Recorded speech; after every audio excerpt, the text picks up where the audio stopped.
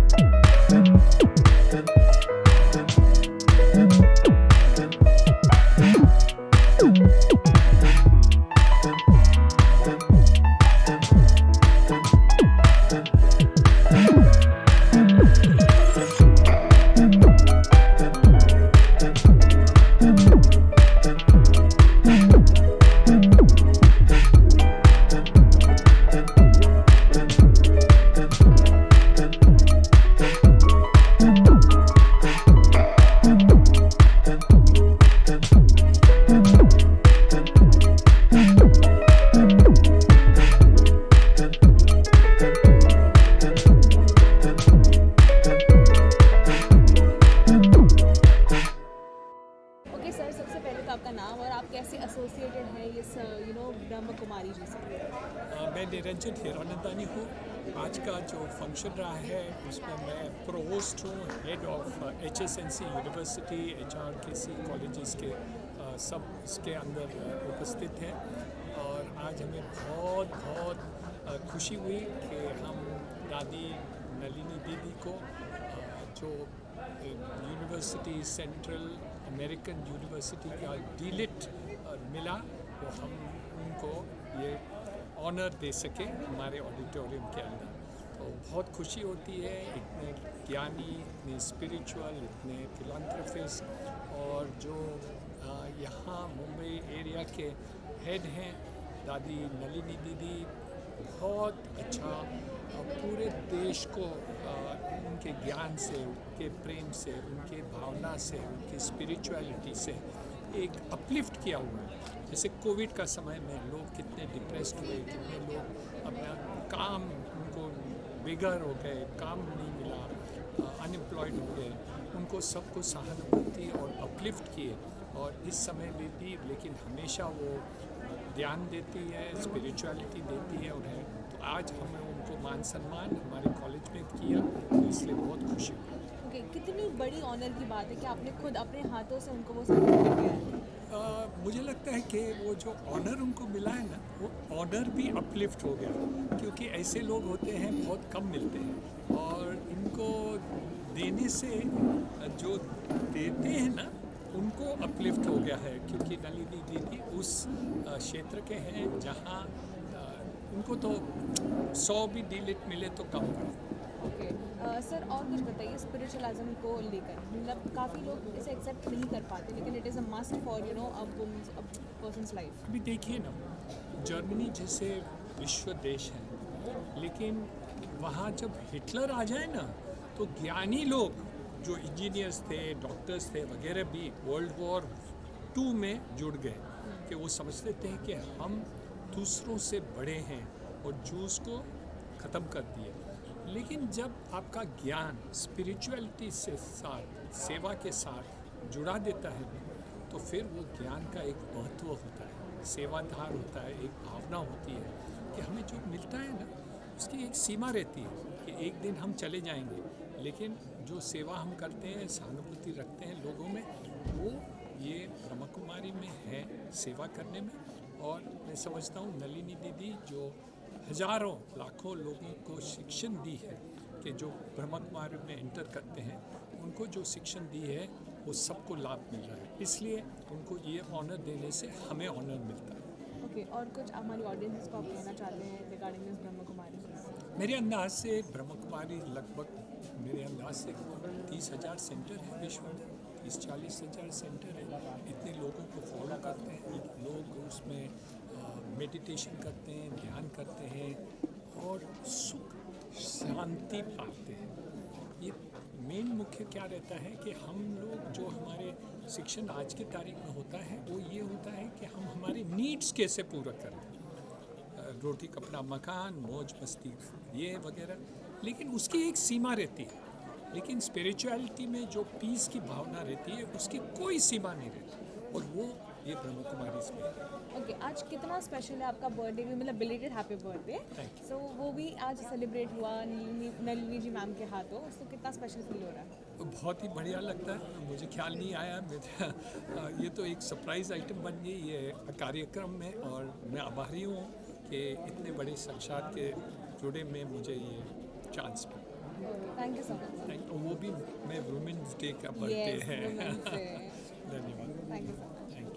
नलिनी जी, आज आप दीदी माँ से दादी माँ बन चुकी हैं, एक डिग्री एडअप हो चुकी हैं, तो कितना स्पेशल फील हो रहा है? स्पेशल फील की तो कोई बात ही नहीं, क्योंकि परमपिता परमात्मा ने सन 1936-37 से जब से ये कार्य शुरू किया इस विश्व को नया बनाने का, और मैं जब आई तो मेरी उम्र 13-14 साल की थी। कुछ 5-6 वर्ष बीतने के बाद मैंने देखा कि यहाँ आने वाली माताएं कुमारी बन गई, और जो कुमारियाँ थी वो माताएं बन गई।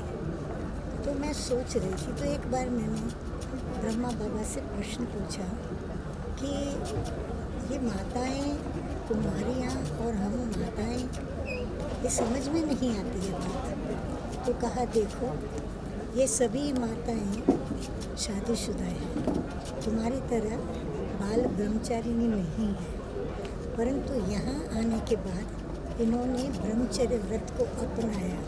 इसका मतलब क्या हुआ कि वो माता से कुमारी बनी। और तुम, तो मैंने कहा मैं तो बच्चे पैदा नहीं किए। तो बोला, नहीं, तुम जगत माता बनोगी और हो, क्योंकि अभी तुम जो सेवाएं कर रही हो, तो तुम सेवा किस भाव से कर रही हो कि सभी एक पिता परमात्मा के बच्चे हैं, और मैं उनको परमात्मा का संदेश दे रही हूँ। तो प्रथम संदेश प्रभु का अपनी आत्मा के पिता का तुम दोगी, तो तुम माता ठहरी। तब से लेकर हम तो उसी भाव में चलते हैं, हमारे लिए सभी हमारे बच्चे हैं। ओके, कितना डिफिकल्ट रहा 14 साल की उम्र में आपने घर बार सब कुछ त्याग दिया, सब जो पर्सनल लाइफ थी वो भी त्याग दिया, इस सेल्फलेस सर्विस में जुड़ गई हैं, तो कितना डिफिकल्ट रहा? मेरे लिए डिफ़िकल्ट इसलिए नहीं रहा, कहते हैं ना, जब प्यार हो जाता है ना तो इंसान में एक अद्भुत ताकत आ जाती है। तो मेरा भी किस्सा कुछ इस प्रकार ही रहा। मेरे में कोई का विश्वास नहीं था कि मैं कोई ऐसे ब्रह्मचारी जीवन जी सकूंगी, तो क्योंकि मुझे हर प्रकार के शौक थे, हर प्रकार के कलाओं में मुझे रुचि थी और मैं सीखती थी, आगे भी बढ़ी थी। परंतु मुझे ऐसा लगा कि मेरा प्रभु से प्यार हो गया है, और वो उम्र भी ऐसी थी मेरी जो युवावस्था की ओर आगे बढ़ रही थी। तो जब मेरा प्रभु से प्यार हो गया तो मेरे सामने जितनी भी बातें आती गई, तो कहते हैं ना, मोहब्बत में कभी मेहनत नहीं होती, दिक्कत नहीं होती, और प्रेम समर्पणता सिखलाता है। तो स्वतः ही प्रेम ने मुझे समर्पणता सिखला दी। तो मुझे कभी महसूस नहीं हुआ कि मैंने कुछ छोड़ा, मैंने कुछ त्याग किया, क्योंकि मैंने इतना कुछ पाया और पाती जा रही हूँ कि मुझे कभी त्याग का एहसास नहीं हुआ। लोगों का इतना प्यार, इतना सम्मान देके क्या महसूस होता है? अपनापन, भाईचारा, विश्व बंधुत्व की भावना, और सब मेरे अपने हैं। मैं किस किस से नाता जोड़ रही हूँ, कभी इस संकल्प में भी बात नहीं आई, क्योंकि सब मुझे अपने लगे, क्योंकि मेरे प्रभु पिता के सभी बच्चे हैं, ये बात एक जहन में बैठ गई। इसीलिए मुझे कभी भी कोई विशेष ऐसी बातें बुद्धि में नहीं। मतलब इतने सालों से आप सेल्फलेस सर्विस देती आ रही है, कभी ऐसा नहीं लगा कि मुझे भी कोई सर्विस चाहिए? नहीं, मैंने देखा कि जो भी सर्विस करने वाले हैं, जिस भी कैटेगरी के या कहो जिस भी वर्ग के, जो भी नेताओं से लेकर के नीचे तक, सभी हमारे पास आते हैं। सुख चाहिए, शांति चाहिए, अपने जीवन की कथाएं सुनाते हैं। तो अंदर से मैंने देखा हर एक की जीवन बहुत ही दुखी है, अशांत है, अंदर से वो खोखले हैं, अकेलापन महसूस करते हैं। भले उनको मान सम्मान मिलता है, कईयों का प्यार भी मिलता होगा और मिलता है, परंतु संतुष्ट नहीं। तो गुजराती में कहेवाय ने, संतोषी नर सदा सुखी है। तो जीवन में संतुष्टता एक बहुत बड़ा गुण है। जिसने जीवन में संतुष्ट रहना सीखा, तो कभी न दुखी होगा, न कभी अशांत होगा, न कभी उसको कोई भी बात में दिक्कत आएगी। ओके, ये जो दीदी माँ का टाइटल है, टैग है, ये आपको कब मिला और कैसे? ये टाइटल कोई दिया नहीं गया, मिला नहीं। बच्चा पैदा होता है ना, तो ऑटोमेटिकली वो अपनी माँ को माँ कहने ही लगता है। तो ये सभी का प्यार है जो वो मुझे माँ कहते हैं, क्योंकि उनको शायद प्रभु के प्यार की भाषा आती होगी, तो प्रभु उनको माँ कहने से मजबूर करता होगा। आज आपको डॉक्टरेट की डिग्री मिली है, तो कितना खुश महसूस कर रहे हैं? अब ये संदेश तो हर जगह जाएगा आपको। सच कहूँ, हमें खुशी जो है ना, प्रभु के दिल तख्त पर मैं बैठी हूँ, उसके दिल में विराजमान हूँ। इससे बड़ा अवार्ड मेरे लिए मैं प्रभु की हूँ, प्रभु मेरा है। मैं जो हूँ, मैं जैसी हूँ, मैं उसकी हूँ। यही खुशी है मुझे। Okay, आजकल की जनरेशन होती है, वो स्पिरिचुअलिज्म को ज़्यादा मानती नहीं है, कि उन्हें लगता है ये काफ़ी बोरिंग, आउटडेटेड सब्जेक्ट है। तो आप क्या कहना चाहते हैं? बीच में मत लाया। नहीं, मैं भी तो अपनी युवावस्था में इसी टाइप की लड़की थी, जिनको हर प्रकार के शौक थे, और कभी मैंने धार्मिकता में आगे नहीं गई, कभी मैंने आध्यात्मिक बातें भी नहीं सुनी।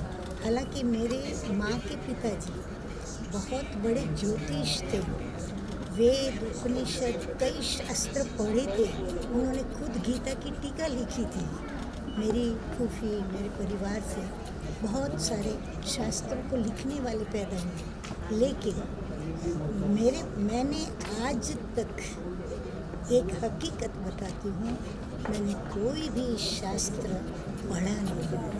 हाँ, कभी ऐसे अपन पन्ने ऐसे फिराते ना, वो कभी फिरा के कोई एक आध चैप्टर देख लिया होगा, बाकी कभी मुझे आवश्यकता ही नहीं पड़ी, क्योंकि प्रभु ने ऐसा मुझे सर्वांगीण ज्ञान दिया है, जिसमें सभी शास्त्रों का सार समाया हुआ है और प्रभु को कभी शास्त्र उठाना नहीं पड़ता सुनाने के लिए। जो भी आज धर्म के ठेकेदार हैं सभी हाथ में कोई ना कोई शास्त्र लेकर साधना करके या गुरु से सीख कर सुनाते हैं।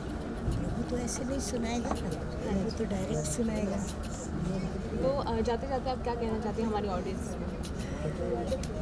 मैं तो यही कहूँगी कि जितना आपको अपने जीवन की जो भी बातें हैं, चाहे खाना पीना, पढ़ना लिखना, करियर बनाना, आगे बढ़ना बढ़ाना, भले आप किसी भी क्षेत्र में हो, किसी भी पद पर पोस्ट पर आप जाना चाहते हो, परंतु आप इतना निश्चित जानिए, अगर आपको उसमें पूर्ण रूप से 100% सफलता चाहिए तो आपको प्रभु का साथ अवश्य कभी ना कभी अपना ईगो छोड़ करके लेना ही पड़ेगा। क्योंकि मैंने बड़े बड़ों को देखा है, इतने ईगोइस्ट होते हैं, परंतु जब तक वो ईगो का त्याग नहीं करते, नम्र नहीं बनते, तब तक उनके जीवन का सूर्य कभी चमक नहीं सकता, उनका करियर इतना उज्जवल नहीं बन सकता। क्योंकि सारी शक्तियाँ, सारे गुण, सारी विशेषताएं प्रभु के अंदर है और वही इसको देने में सक्षम है। हम किसी से भी जाकर मांगो, मैं कहूँ मैं आज आपकी तरह मैं भी ऐसे इंटरव्यू लेने लगूँ, मैं नहीं ले सकती, मेरे अंदर वो विशेषता नहीं है। तो ये विशेषता प्रभु ने आपको दी है, जो आप इतनी मधुरता से, धीरता से, शांति से, प्रेम से आप अपना कार्य वफादारी से कर रहे हो। सभी को ये वरदान नहीं मिलते, तो ये मिलने के लिए कहीं ना कहीं कोई अच्छे कर्म आप करती हो, आप प्रभु को जरूर कभी ना कभी याद करती हो, जिसका ये फल आपको मिलता है। Thank you so much for talking with us. Thank you. Thank you.